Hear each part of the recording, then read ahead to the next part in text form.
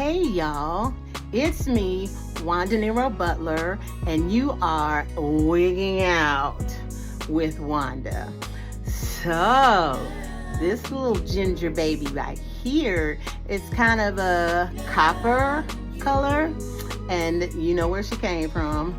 I kind of got a bundle deal kind of thing.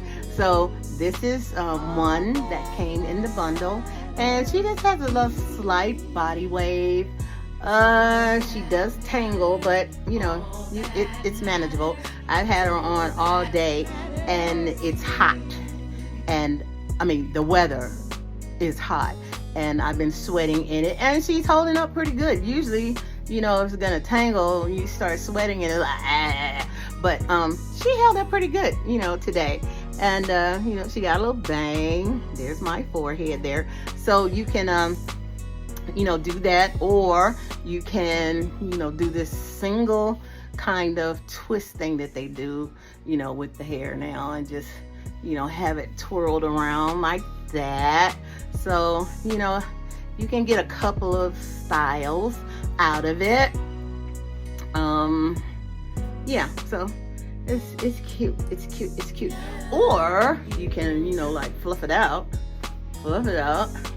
And I think when I wash, you know, when I need to wash her and fluff her out, she'll be cool, especially if I put a different curl pattern and in her, she'll be just fine. You can, you know, take this and put it behind your ear for a different look, you know, like that, and swing that back over them, cover up them edges. So yeah, you can do that kind of thing there. Or let's see, yeah, the one ear look, it's kind of cute, little elf looking look. Or, you know, let's do two ears and see how that looks. And it's kind of cute, and you show your earrings off anyway. This, it doesn't have a part, but you know, it has that. It doesn't have a skin part. It just, you know, has all the color. So it's harder to manipulate to do other things with the top of it, but you know, all together, she cute. She'll do in the push, especially if you just have to, you know, go somewhere and, you know, just want to pop her on. I don't know how long she will last, and that's with any of the synthetics. You never know. I do know how to, you know, do different treatments on the synthetic hair. Yeah, you hear my grandchildren in the back trying to make some noise so they can be heard. But yeah, we'll see how she works out. But I do love the color. I remember being 10, 12, and my aunt Leatrice, she was living in Vallejo at the time with my grandmother, Leah Fuller. Yes, we lived on Pepper Drive in Vallejo, who is the mother of my uncle, who I am going to interview as well. He is a member of the band Confunction, you know, fun. Yeah, that one. That's a good song. Hey! And I'm back. Yeah, Confunction.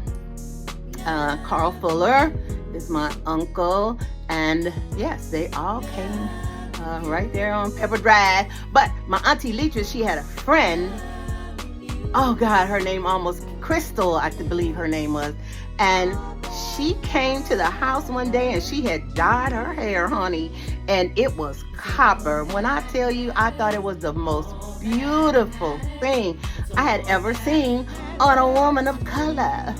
Especially our color. She was a little brighter than I am, but oh, it was so beautiful, and I just never got that color. I did try to do ammonium peroxide. I did the old-fashioned color your hair, and when you couldn't tell it was colored unless you were under the lights, And of course, my other aunt, my other favorite aunt, Kathy, just happened to point out to my mom as I was standing under the light that I had dyed my hair or bleached my hair. And I was trying to get this color, but it didn't quite come out. But guess what? My junior high picture, I have a curly afro. I think I showed you that picture before. Yes, I did, but I'm gonna show you again with the curly afro, and you can kind of see the copper in the front. But it's a beautiful color. I like it. My daughter sent me another copper wig a while ago, and I showed it to you. It was really curly. Anyway, she's cute. Play around, play around. So today I have guests in the studio. My good friend from Indianapolis, Rodnie Bryant. Oh my God, so much wisdom, so much just treasures, so many treasures he shared with us. So we're gonna delve into the interview with Wanda and Rodnie Bryant, and some friends are going to join us at the end of the video. So just stay tuned. This may be a part 1, part 2, it depends. But here we go. Rodnie Bryant, wigging out with Wanda.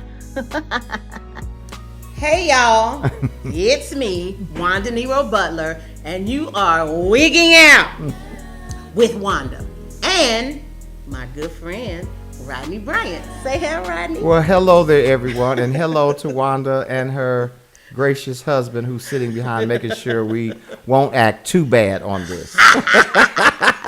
Right, can't leave us no space. Please, no. I'm sure you will have to edit this.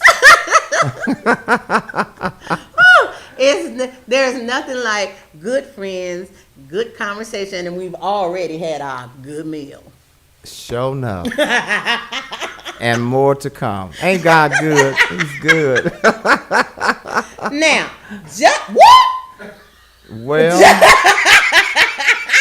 there's the first edit. Child, no, I'm going to keep that in. So, just in case you're saying, Who am I? Yeah, I know that name. How do I know him? Well, he has been in the business for a many years, like your girl. But he has some hits out there, y'all. And I'm going to let him tell you what they are. Let's see. The first one is Somewhere Over the Rainbow. And then the second one is Flashlight by George Clinton and the Parliament of Funkadelics.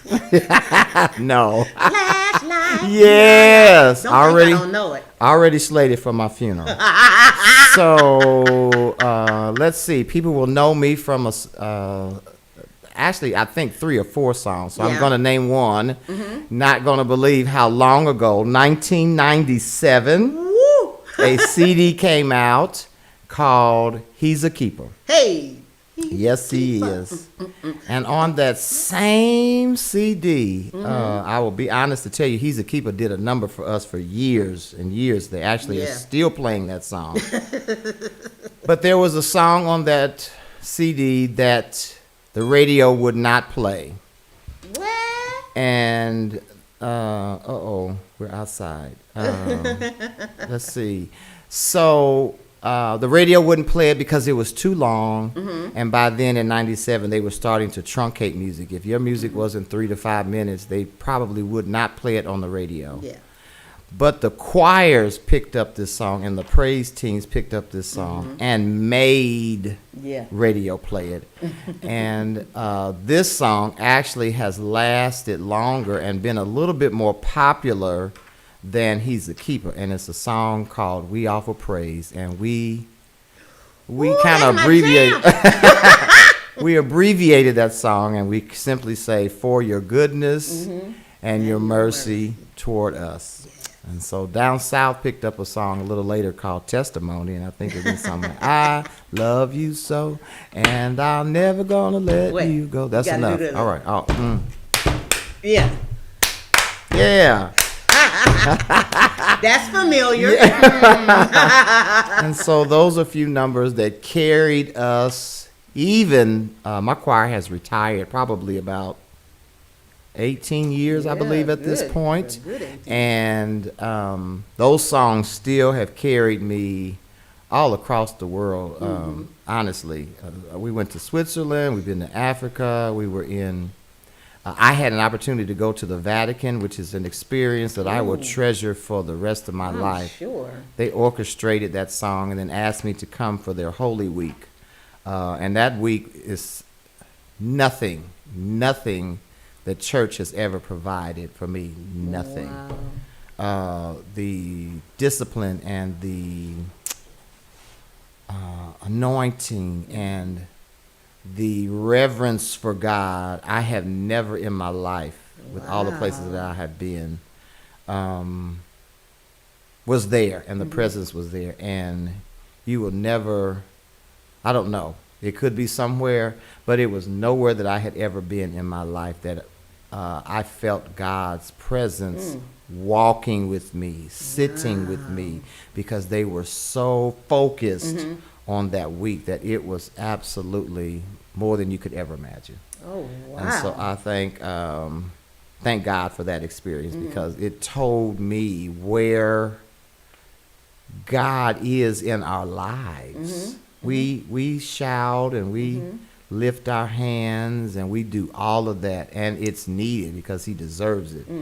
But nothing when a whole team, and I'm not saying 15, 20, 30, hundreds of people are pointing everything toward God for 2.5 weeks straight.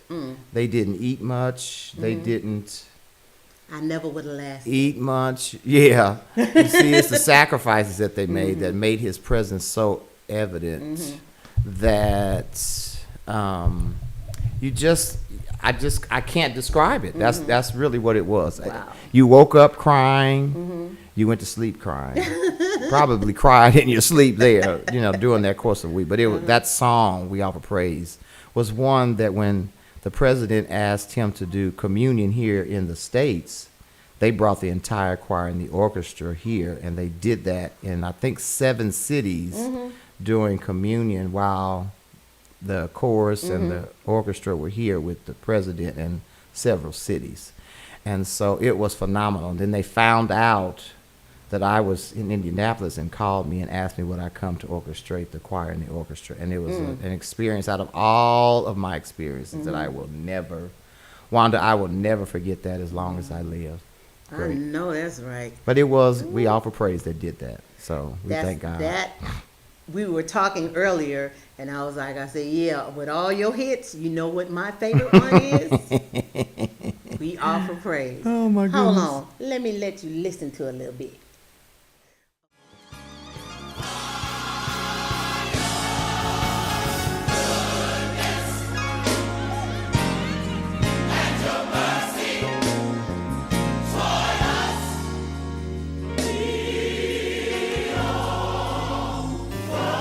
That's awful. I told y'all it was a keeper.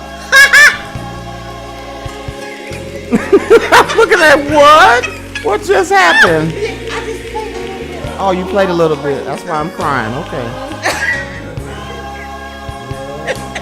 So now you know who Rodnie Bryant is, and we have been friends for a whole lot of years. Yeah, just say a few. A few. Okay, that's good. Because we won't tell the rest. We were talking about the Vatican. Yes. There are some idioms about the Vatican and about, because the Vatican is actually a whole city by itself, right? Yes. So your experience there kind of kills some of the things that people think about. Because, we as Christians, we the only ones got it right. Yes, pretty much. But Catholicism is a Christian religion, Yes. but as Christians, we are hmm, diverse. Yes, in denomination, in doctrines, in dogma. So we kind of fight each other a little bit, Just a little. but that's my other show. So, but your experience, I never would have thought that it would have been as spiritual as it was. It was spiritual, and nobody said anything about church. Mm. The very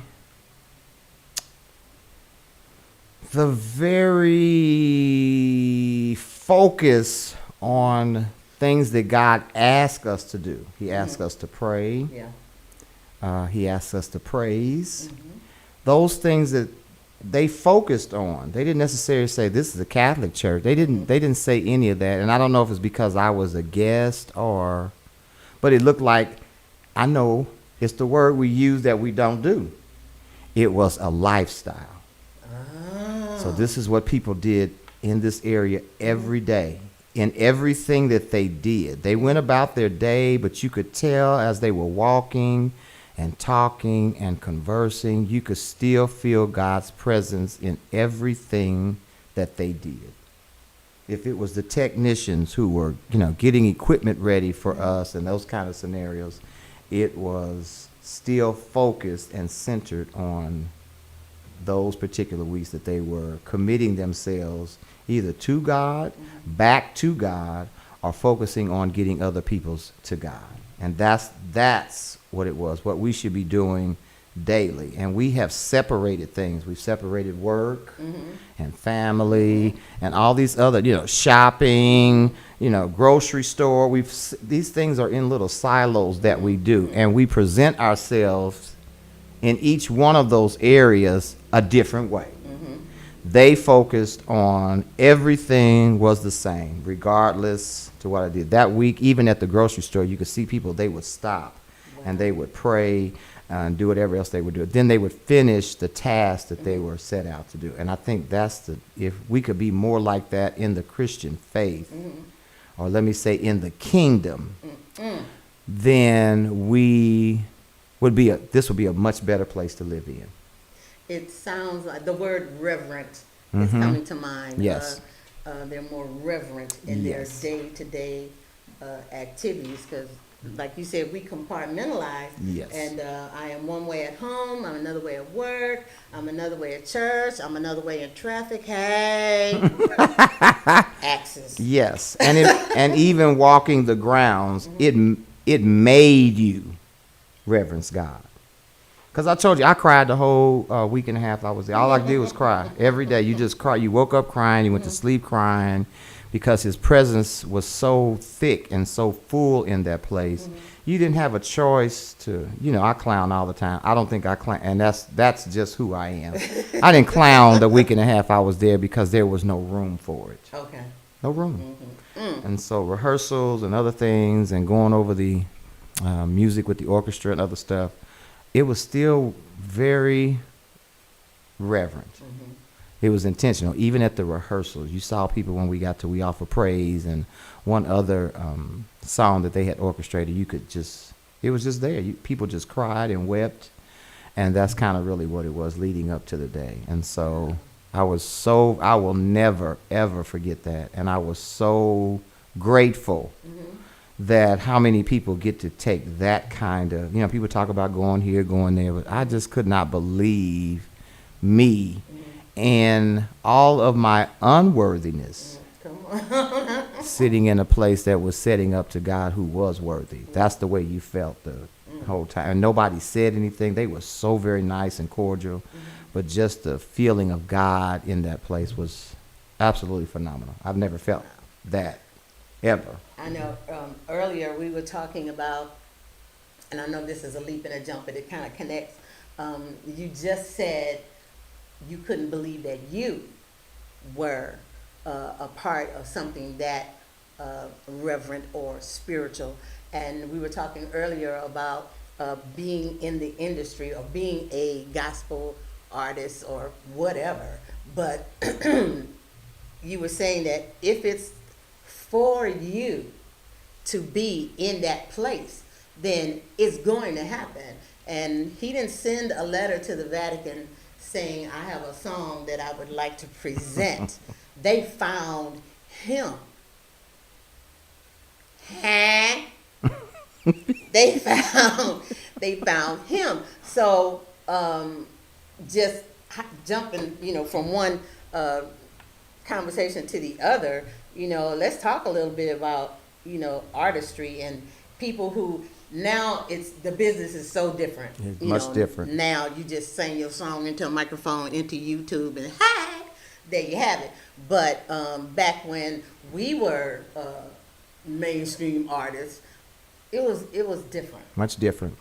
Yes, I knew there was still business that had to be conducted, but it was more of a side challenge than it was a major focus up in the front. And I don't know where music is headed, because our music is different than other musics. And I had the opportunity when I was young to sing professional jazz, and it's business. When I walked into that room, I expected to get the scores for the songs. I knew how long I would be singing, and I knew what the pay would be. And pay was in that mix. That's what it was. I sang it from 14 to 16. And I never went in it to sing. I could sing. I went in it because my dad told me at 12, you need to get a job. I got the opportunity. I started working at 12. At 12, not 27, still living at the house. with the parents. My daddy hammered from the time I was 9 and said, by the time you're 12, you need to have a job. And I had a job at 12. But I had an opportunity at 14 to sing with one of the Indianapolis's best, at that particular time. They sung all over the Midwest, jazz components. And I joined because the pay was more than me working an entire weekend. Wow. I could sing in the night, pick up my check, my cash, because I was too young at that point, and come home. And so that is what that music is for. And we have picked up the world's. And I don't want people to think that you don't conduct business, because you should. But I just think it should not be the focus of what you do and who you are.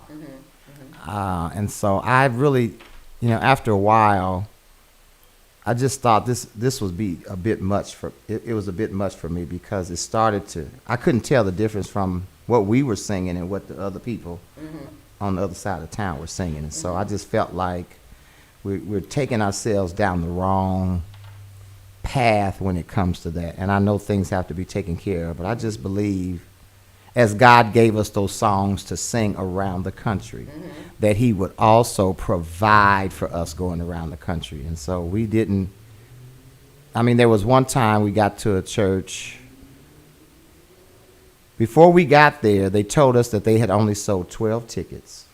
And they gave me and another artist the opportunity to bail out. Let's not go. Everything was already taken care of, but they were concerned about the 12 people. The other artist said, no, it's just 12 people. I'm going to chill out. There's a couple places I can go tonight and hang out, and then I'll be ready for the next service today. I said to the promoter, I said, no, we're going to go. There's 12 people there. And we have already been taken care of, so why not go? And so he was like, are you sure? We got one local that opened up, and then we'll just turn it over to you all. It's like, that's fine. I even gave my group the option. If you want to stay home tonight, you can. They saw me getting dressed and went and got dressed. And so we went. I think you're covering up your face. Go ahead. Oh. We went, and this particular venue didn't do. Ooh, that's worse. They didn't do pre-tickets. And the line was wrapped 3 times around the building for them to come. They paid their money and came on in and sat down, and we had a good old time that night. The promoter. I'm making it worse. Hold on. Okay. Because this is a good story. Can he? You still hear him with this down? Sure, I can hear you. Okay. Good. And so we got there. We waited on the sales to go in. The church, the auditorium was packed. And it was just a venue that just did not do well in the pre-sales. And after the concert was over, the promoter came up and says, here's another envelope because you were willing to come and you saved our reputation. So we'll give you what the other artist was going to get as well. And so, that led me to believe that it's not always about the contract and all that, He sent us out to reach the masses. Yeah. So that's what we should do. And even if the masses were 12, that's what we were going to sing for. Ended up being 1,300 some people that showed up for the concert. And so you just have to kind of be careful. And I think we're going down the street, and the proof now is in the pudding. We can't get good record sales out of regular, airplay. Billboard now is, questionable and iffy. And so I just think we need to redirect our focus back to the, James Cleveland days, and those days where those people certainly got their business taken care of, but their focus was to try their best to reach the masses. And not like they don't do it, now, but it's just always sketchy when you got an artist that will say, one showed up in Indianapolis to sing, and it was the same kind of scenario where, there's not enough people here, so I'm not really coming to that. And so I just think we misfocused sometimes, and not like it wasn't happening then. It's just, I think with the ability to record now, not with the major label, and you can go in your basement and do a session and, send it out there. I just think we miss some of those lessons that need to be learned along the way to get you to the opportunities that he will provide for you. Now, there have been, you bring to mind, there have been several gospel competition shows that have come up, and artists have been fast-tracked. A lot of this happened with Idol, The Voice, and some of our gospel platforms that have the same platform. It's different with secular music. Not a whole lot. No, the same criteria or the same walk is not required. Well, because for secular as it is gospel, and we fast-tracked some gospel artists and propelled them into stardom, and the lifestyle didn't match up with the song or the what we expect from gospel artists. Keep it in mind, people are human. Yes. And the key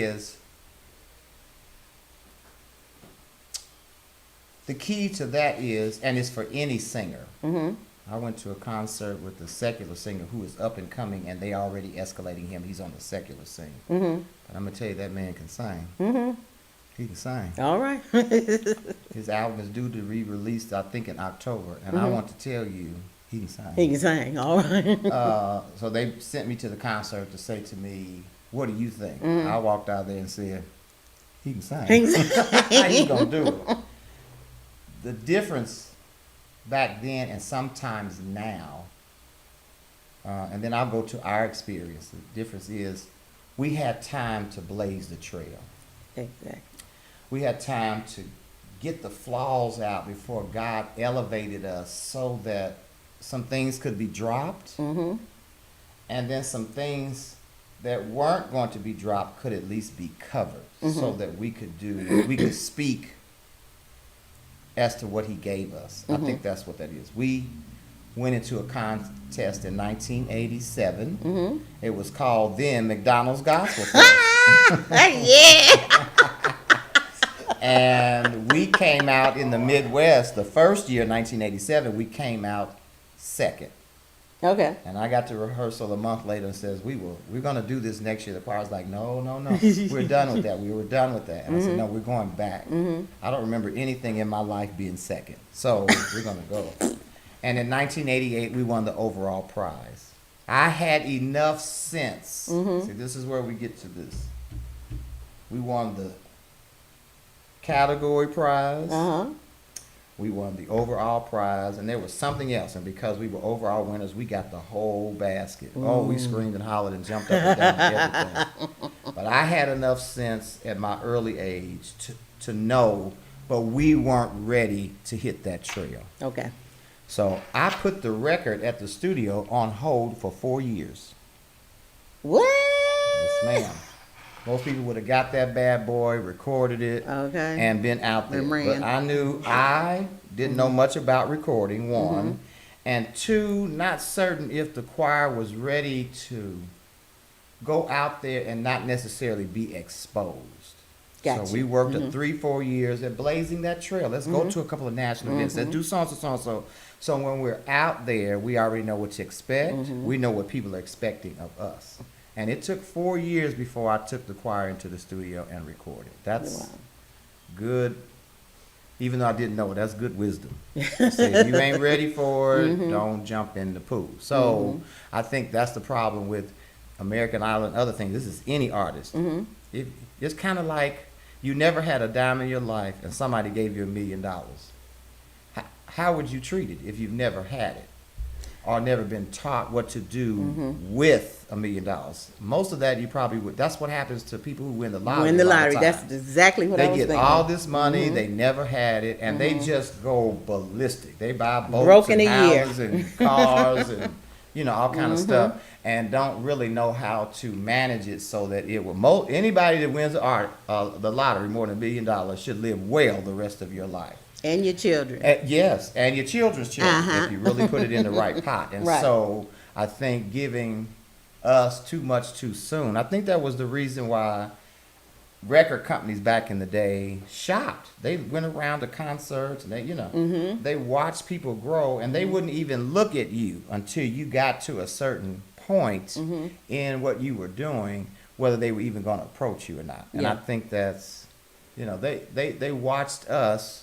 Ty Scott Records watched us for 8 years before they said, I think this dude right here is going to be able to handle it. And I think they watched us blaze the trail. And so I think that's what we're missing now. You just get to go and do. I can just go make me a record next week.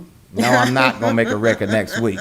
But that's what, I think we're missing now, that experience. And then these young people don't want to hear you. You can give them some good stuff, and they're going to do what they was going to do anyway. Right. So, and then come back crying. Yeah, Rodney, can you help me? Too late now. So, too late now. So. Right. Yeah, this is some good food, good wisdom for any aspiring artists out there.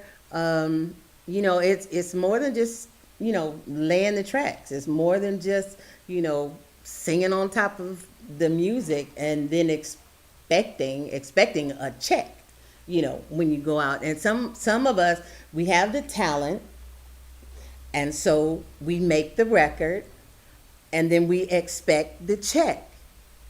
But the call, I don't know. Sometimes we're just, there have been times like Rodney that I have been in backstage getting ready to go out, or back in the office getting ready to go out on the stage at a church or whatever, and the manager comes back and say, they don't have your money, let's go. And I'm like, the house is full. People don't care if I got my money or not. They're looking for something from God through me. I gotta do it. And they're like, no, let's go. And I'm like, I'm going out.